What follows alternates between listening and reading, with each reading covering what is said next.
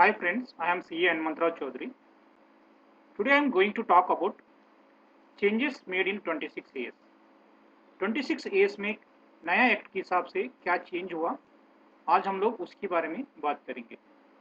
जो 26 AS है, previously आपका सिर्फ जो कोई TDS आपका कट किया हुआ है वो आपका 26 AS में दिखता था। On that basis we are claiming the TDS deductions.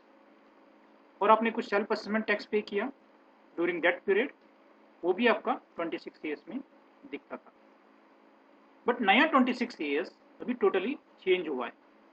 ये आपको पूरा प्रोफाइल, आपका जो भी इंडिविजुअल प्रोफाइल है रिलेटेड टू फाइनेंशियल ट्रांजेक्शन्स, सब नया 26 AS में आपको अभी दिखेगा। इसमें क्या क्या दिखता है, क्या क्या रिफ्लेक्ट्स होता है, हम लोग डिटेल में डिस्कस करेंगे।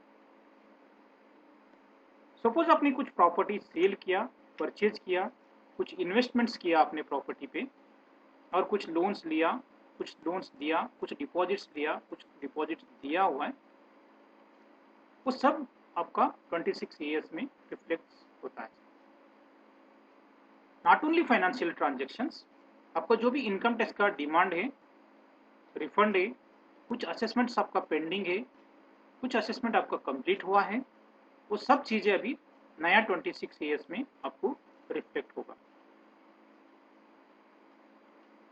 और आपको जो भी अदर एक्ट में कुछ आपका डिफॉल्ट हुआ, कुछ डिमांड है, कुछ उधर आपका पेंडिंग है, कुछ GST एक्ट में, कुछ बेनामी ट्रांजैक्शन एक्ट में, कस्टम एक्ट में, जो भी आपका उधर डिफॉल्ट हुआ, डिमांड हुआ, वो सब चीज़ें आपको अभी 26 AS में दिख देता है।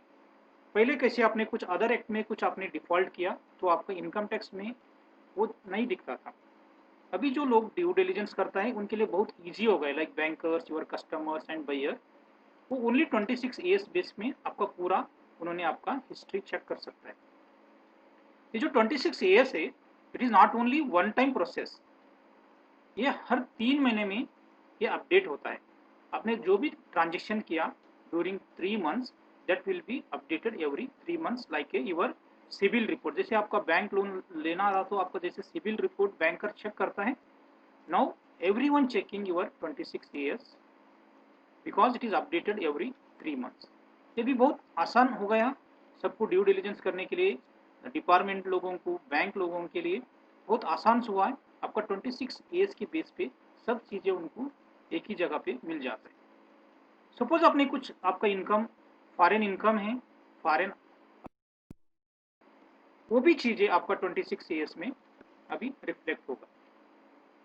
उसके लिए फॉरेन का भी जो भी डिटेल्स है आपको अभी इमीडिएटली 26 AS में आपको मिल जाता है। ये ड्यू डिलिजेंस के लिए बहुत, बैंकर सबके लिए बहुत इजी हुआ है।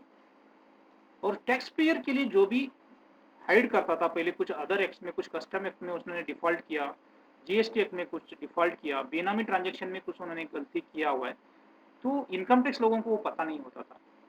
Now all acts defaults come under one consolidated 26 AS.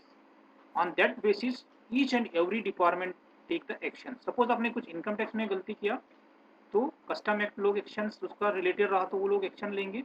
कुछ आपने कस्टम में कुछ गलती किया, GST में कुछ आपने गलती किया, वो एक्शन इनकम टैक्स डिपार्टमेंट भी उनका रिलेटेड उन्होंने एक्शन अभी ले सकता है। So it is very good initiative taken by the government to make the consolidations of all acts and all default in one place, and it is very easy to trace the defaulters.